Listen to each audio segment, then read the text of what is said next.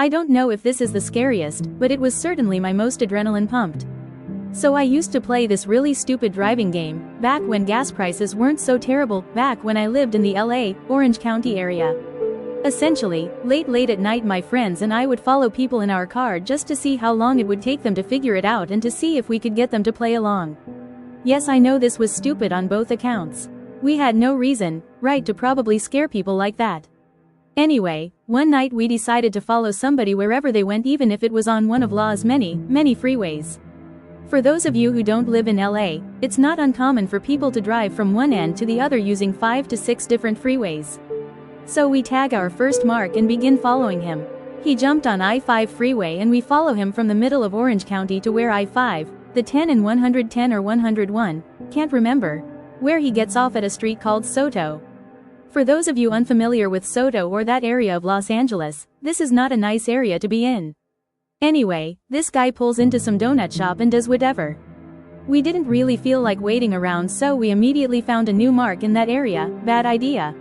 Now I feel like I should mention at this point that we're doing this in a black Ford Explorer with tinted windows, so we probably look pretty intimidating. So we follow this new mark for maybe 2 minutes before he makes a right. He then makes an immediate left into a neighborhood, not a nice one. He then makes another immediate left, heading back in the direction of the original street that we turned right off of. This is a little weird, but we didn't think anything of it. He then makes another immediate left back onto the original street, Soto.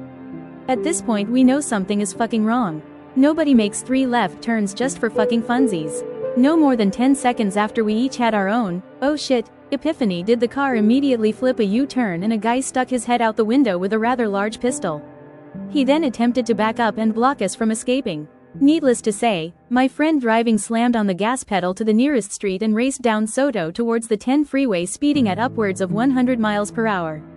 Now, I don't know who this gentleman was, but he looked like a gangster of some sort and he had the meanest fucking look I've ever seen on his face. My guess is he thought we were a rival gang or some such thing.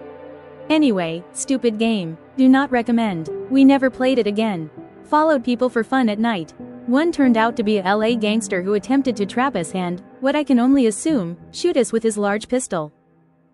A creepy incident happened when my best friend and I were shopping in Tokyo. We were getting into an elevator on the 3rd floor when a guy in a thick scarf and sunglasses got on and said hi to us. We said hi back, assuming he was being friendly because he was a fellow foreigner. We got off the elevator on the 2nd floor, and so did he. As we walked around the store, we noticed that he seemed to be following us and smiling at my friend every time he passed us. This was quite disconcerting, so we decided to leave the store. We went to the Starbucks next door, hoping we wouldn't see him. Lo and behold, he comes in and stands behind us. As I pull my wallet out to buy my chai tea latte, he sees my ID and says, "Oh, you go to school there? Very nice." I nervously nodded and bought my drink. I looked at my friend to signal that we should get the fuck out of there. I soon get my latte and we rush out of the store. I'm freaking out because this creepy dude now knows where I go to school, and he could easily then figure out where I live. We don't see him behind us, so we decide it's best to hide out in McDonald's. We go up to the 2nd floor and sit down. I drink my Starbucks. We talk about the guy, and I tell my friend that we should avoid going home until we are sure he is off our trail. My friend looks behind us, and turns white. She whispers, "He's sitting behind us. Like 5 feet away. And he's staring at me." The dude followed us into McDonald's, and even though there were plenty of seats in a less crowded area of the restaurant far from where we were sitting, he sat right near us. He asked this poor Japanese girl sitting alone at a larger table if he could pop a squat right across from her so he could stare at my friend. He wasn't even eating any food.